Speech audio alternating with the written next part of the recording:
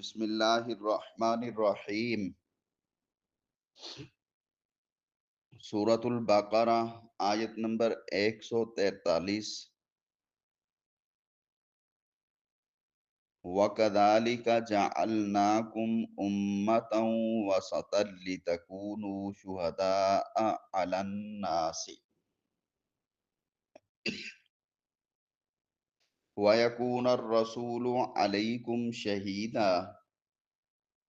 واو زبر وا منے اور کذالک، کاف زبر کا طرح، ذالک منے اس طرح، کذالک اسی طرح،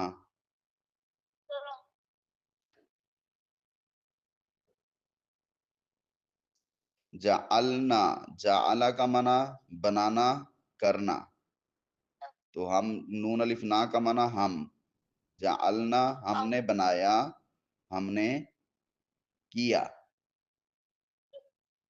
ہم نے بنایا، ہم نے کیا، کیا کم منے تم کو، کم منے تم کو، تم کو ہم نے بنایا تم کو، امتن ایک امت، امتن ایک امت امت، وسطن، وسطن جو ہے یہ وسط کے لفظ سے ہے، ہماری اردو میں وسط، اوسط جو ہے یہ آتا رہتا ہے، تو وسط کا معنی کیا ہوتا ہے؟ درمیان،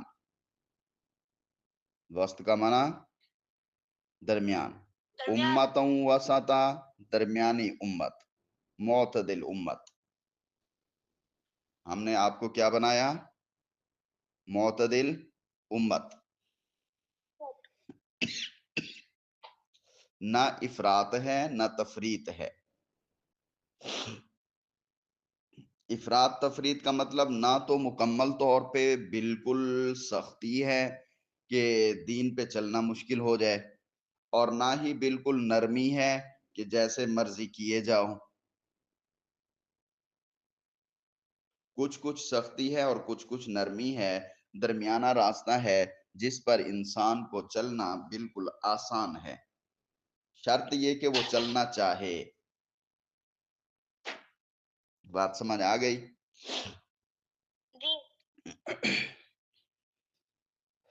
یعنی تمہیں درمیانی امت بنایا ہے، اور یہ بات آپ سمجھتے ہیں کہ درمیان والی چیز عدل و انصاف والی چیز ہوتی ہے، اس میں سختی اور نرمی دونوں چیزوں سے یہ پاک ہوتی ہے، جب ایسی ہوتی ہے تو یہی چیز سب سے افضل ہوتی ہے۔ تو امت محمد صلی اللہ علیہ وسلم کو وسط کا لقب اللہ نے دے دیا، یہ فضیلت بخشی اپنے محبوب حضرت محمد صلی اللہ علیہ وسلم کی امت کو۔ اب تمہیں امت وسط کیوں بنایا؟ سب سے اچھی امت کیوں بنایا؟ لِتَكُونُوا شُهَدَاءَ عَلَى النَّاسِ، لام زیر لی مانے تاکہ، تکونو مانے تا مانے تو، آخری واو کا مانا سب، درمیان والا کون جو ہے اس کا مانا ہوتا ہے کانا، ہونا، تاکہ تم سب ہو وہ، شہداء، شہداء شہید کی جمع ہے، شہید کا مانا گواہ، شہداء کا مانا بھی گواہ ہوگا، تکونو میں جو ہے نا تم سب ہو وہ، تو شہداء کا مانا گواہ، علی الناسی، علی مانے پر، الناسی مانے لوگوں، لوگوں پر، تاکہ تم لوگوں پر گواہ ہو جاؤ، تاکہ تم لوگوں پر گواہ ہو جاؤ۔ وَيَكُونَ الرَّسُولُ عَلَيْكُمْ شَهِيدًا، واو زبر ما منے، اور ترجمہ دیکھ لیں پھر اس کی تفصیل بھی بتاتا ہوں بیٹا۔ واو زبر ما منے اور، یکونا منے ہو، الرسول منے رسول، علیکم، علی منے پر، کم منے تم سب پر، شہیدن گواہ، شہیدن گواہ، تم لوگوں پر گواہی دو اور رسول تم پر گواہی دے۔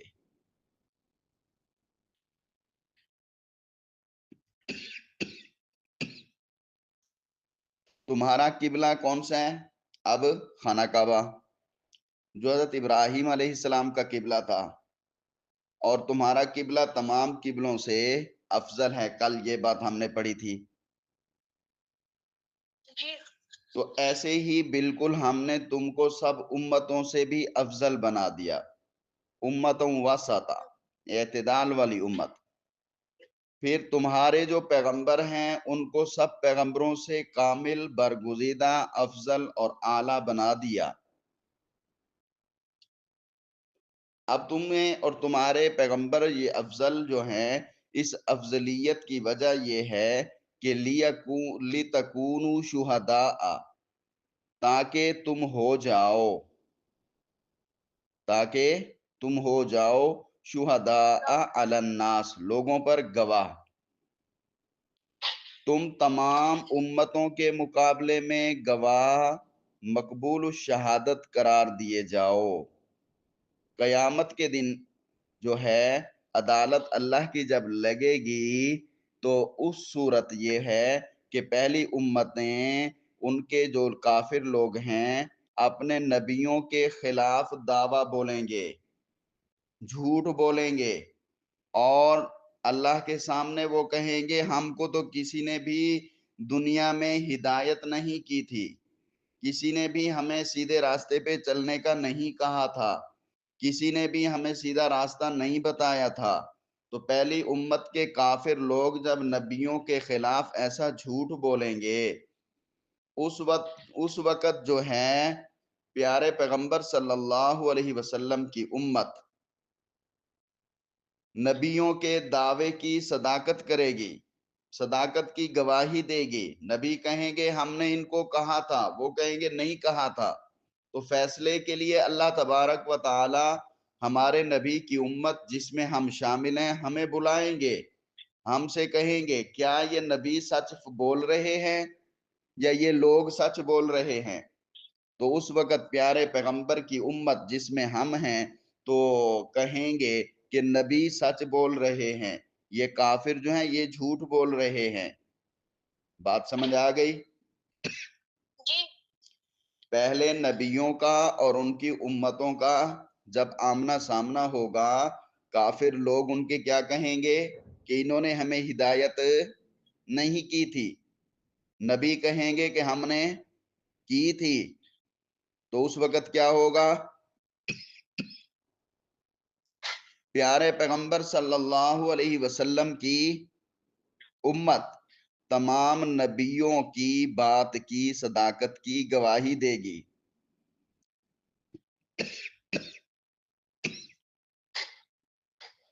تو اس وقت بات سنیں بیٹا، دوسری امت کے لوگ کہیں گے، ہر کوئی اپنے آپ کو چالاک اور سمجھدار سمجھتا ہے نا، جی تو چالاک اور سمجھدار جب سمجھتا ہے تو دوسرے لوگ اس وقت آ کے کہیں گے یہ جو لوگ تھے یہ تو ہمارے زمانے میں نہیں ہوتے تھے، یہ تو ہم سے بعد میں آئے تھے، انہوں نے تو ہمارا زمانہ، ہمارے نبی، ہمارا ماحول، ہمارا ساتھ نہیں دیکھا تھا، پھر ان کی گواہی اللہ تعالیٰ آپ کیسے قبول کریں گے؟ ان کی گواہی کیسے قبول ہو سکتی ہے، کیسے مقبول ہو سکتی ہے؟ اس وقت آپ کی امت جواب دے گی کہ ہم کو اللہ کی کتاب قرآن اور اللہ کے رسول حضرت محمد صلی اللہ علیہ وسلم نے بتایا تھا، اور ہمارا یقین قرآن پر اور ہمارا یقین ہمارے نبی پر اتنا پکا یقین ہے کہ ہم اس پکے یقین کی وجہ سے گواہی دے رہے ہیں۔ ہمارا قرآن بھی پکا، ہمیں قرآن پہ ایمان بھی پکا، ہمارا نبی بھی پکا، ہمارے نبی کی باتوں پہ ہمارا ایمان بھی پکا، اور ہمیں یہاں پہ پکا یقینی علم ہے۔ اور اس یقینی علم کی وجہ سے اگر ہم اس وقت نہیں تھے، ان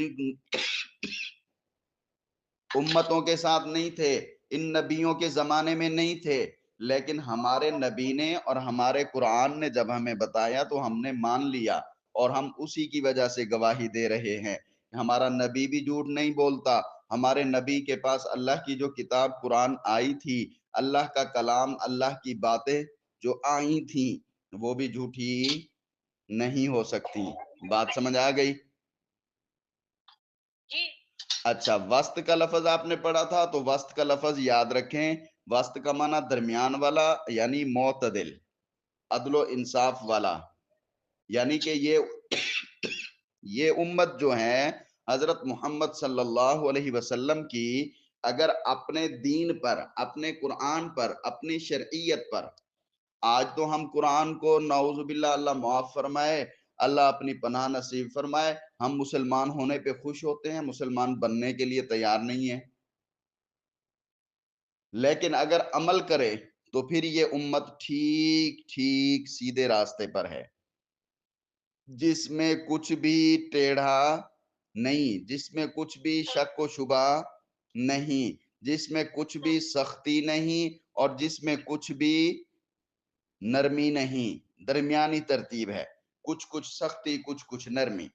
اور دنیا کا نظام ایسے ہی چلتا ہے. آپ اس مثال کو ایسے سمجھ لیں، جن ماں باپ نے بچوں کو فل لاڈ میں رکھا ہے وہ بچے بھی بگڑ جاتے ہیں، اور جن ماں باپ نے بچوں کو فل سختی میں رکھا ہوتا ہے وہ بھی بگڑ جاتے ہیں. اور جن بچوں کو کبھی غلطی کی تو ان کا علاج کر دیا، اور کبھی اچھا کام کیا تو شاباش دے دی. تو کبھی سختی، کبھی نرمی، کبھی سختی سے سمجھا دیا، کبھی نرمی پیار محبت سے سمجھا دیا، تو وہ بچے بعد میں بہت اعلیٰ اور اچھے بچے بنتے ہیں. تو یہ اسلام جو ہے اس قسم کا ہے، اس میں نرمی بھی ہے، سختی بھی ہے. کہیں نرمی ہے، کہیں سختی ہے، نہ مکمل سختی ہے، نہ مکمل نرمی ہے. بات سمجھ آ گئی؟ وما جعلنا القبلة التي كنت عليها إلا لنعلم من يتبع الرسول ممن ينقلب على عقبيه. اب یہاں سے قبلے کی تبدیلی کہ پہلے بات آپ یاد رکھ چکے ہیں، سن چکے ہیں کہ پیارے پیغمبر صلی اللہ علیہ وسلم مدینہ منورہ میں پہلے بیت المقدس کی طرف منہ کر کے نماز پڑھتے رہے. بعد میں اللہ نے حکم دے دیا تو آپ بیت اللہ کی طرف، خانہ کعبہ کی طرف منہ کر کے نماز پڑھنے لگے. تو یہ اللہ نے جو حکم دیا اس میں پچھلی آیت جو تھی، بے وقوف لوگ کہیں گے کہ ان کو جس قبلے پر یہ تھے کس چیز نے تبدیل کر دیا. بات سمجھ آئی؟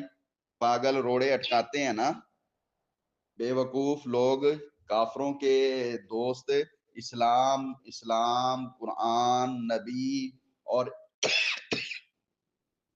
اسلام کے لیے، قرآن کے لیے، احادیث کے لیے، نبی کے لیے، نبی کی ختم نبوت کے لیے حفاظت کرنے والے، تحفظ کرنے والے علماء مساجد مدارس پہ پروپگنڈے بناتے رہتے ہیں تاکہ لوگ دور ہوں. وہ سمجھتے ہیں کہ ہم شاید یہ کہہ کے ہم بڑے دین کی خدمت والے، یہ مدارس کیا کر رہے ہیں، یہ فلاں کیا کر رہا ہے. بھئی یہ مدارس اور یہ فلاں چیزیں نہ ہوں تو آپ کے پاس ایمان ہی نہیں بچے گا. تو بہرحال جو اسلام دشمن ہوتے ہیں یا اسلام دشمن عناصر، وہ دین کے خلاف اس قسم کے پروپگنڈے، باتیں بے وقوفانہ کرتے رہتے ہیں. اللہ نے خود کہا سفہا، بے وقوف لوگ. تو وہ تو بے وقوف کہتے تھے. اب اس کا جواب ہے وما جعلنا القبلۃ التی کنت علیہا. واو زبر وا مانے اور اور میم الف ما مانے نہ، نہیں. جعلنا ہم نے بنایا، ہم نے کیا، القبلۃ قبلے کو، التی وہ جو کہ کنتا علیہا، کنتا کاف اور نون کانا والا ہے، تا زبر تا مانے تو، کنتا تو تھا، علیہا جس پر، علیہا جس پر، الا مگر. اب پہلے یہاں تک ترجمہ دیکھ لیں. وما جعلنا القبلۃ، اور نہیں بنایا ہم نے، نہیں مقرر کیا ہم نے، القبلۃ التی کنت علیہا وہ قبلہ کہ جس پر پہلے تو تھا، اس قبلے سے ہم نے آپ کو نہیں ہٹایا. الا مگر، لیکن،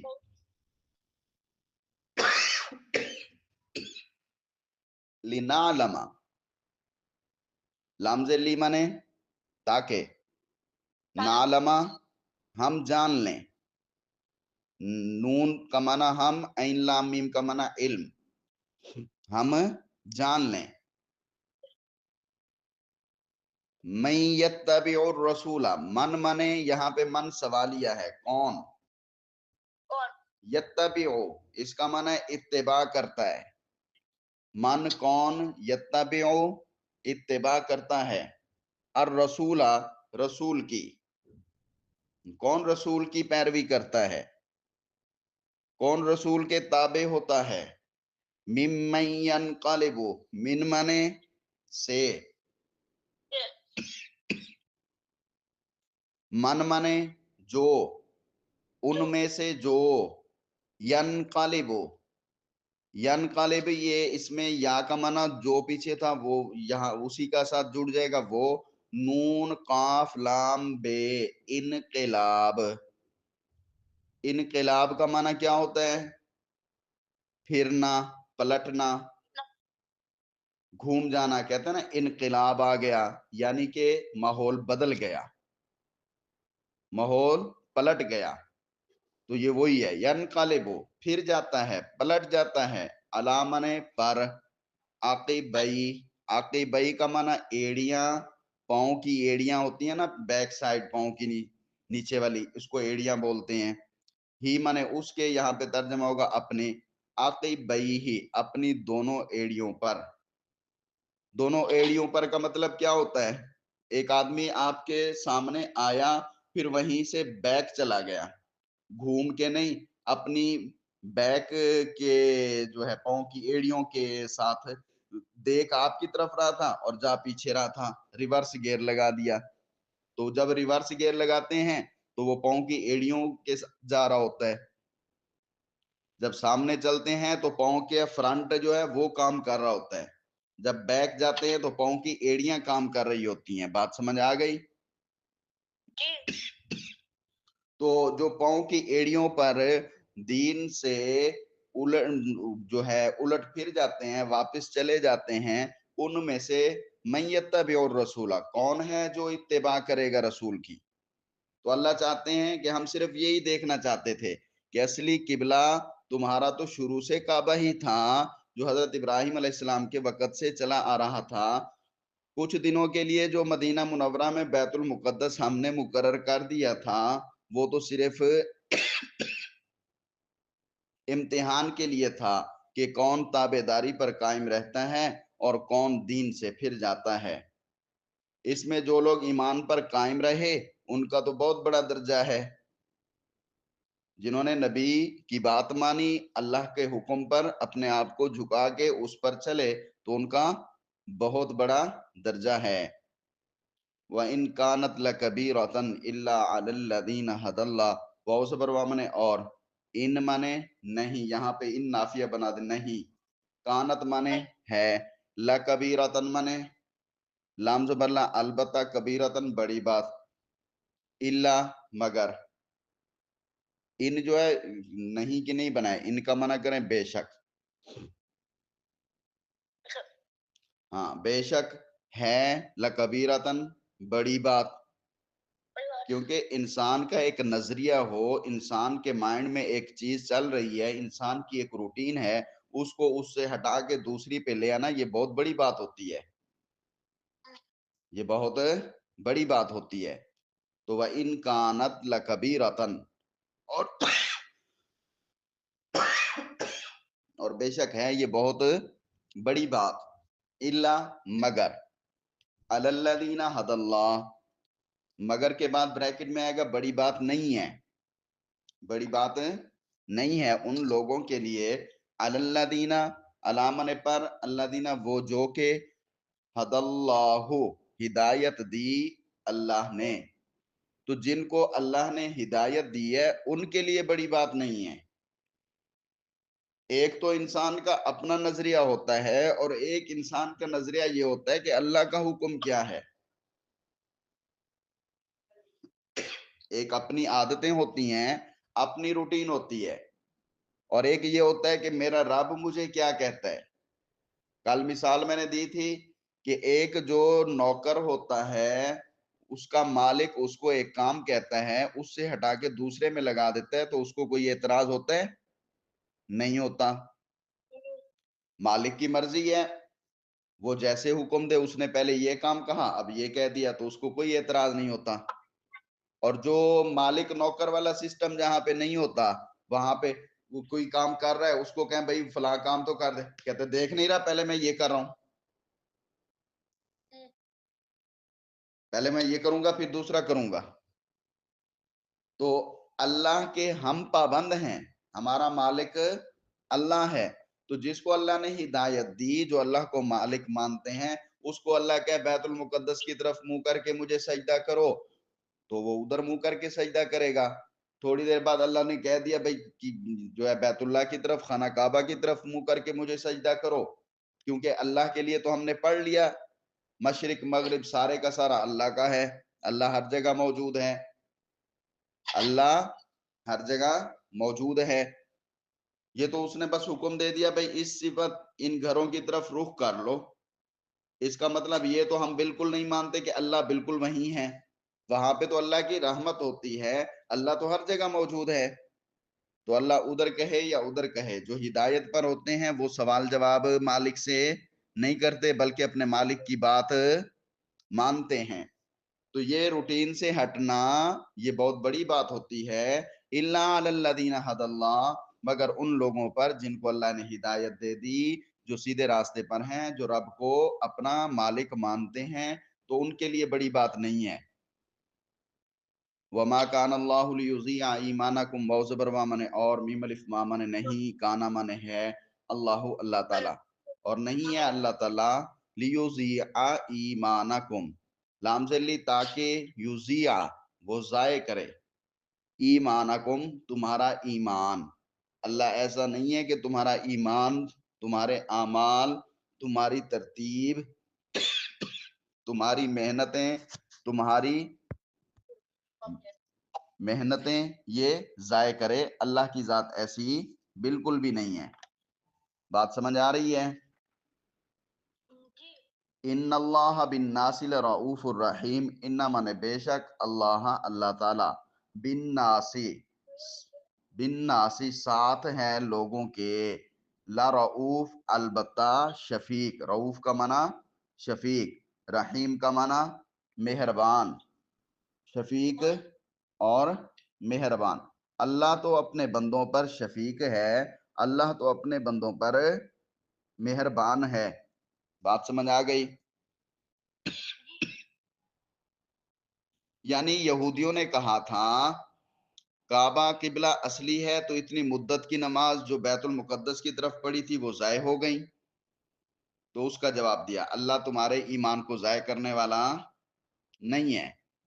تو بعض مسلمانوں کو بھی شک شبہ ہوا تھا کہ بیت المقدس جب اصلی قبلہ نہیں تھا تو جو مسلمان اس حالت پر مر گئے ان کے ثواب میں نقصان ہو گیا، پھر تو باقی زندہ رہنے والے تو آئندہ کو جو ہے ترتیب بنا لیں گے، لیکن جو مر گئے بیت اللہ کی طرف منہ کر کے نماز پڑھتے ہو ان کی نمازیں تو ضائع ہو گئیں۔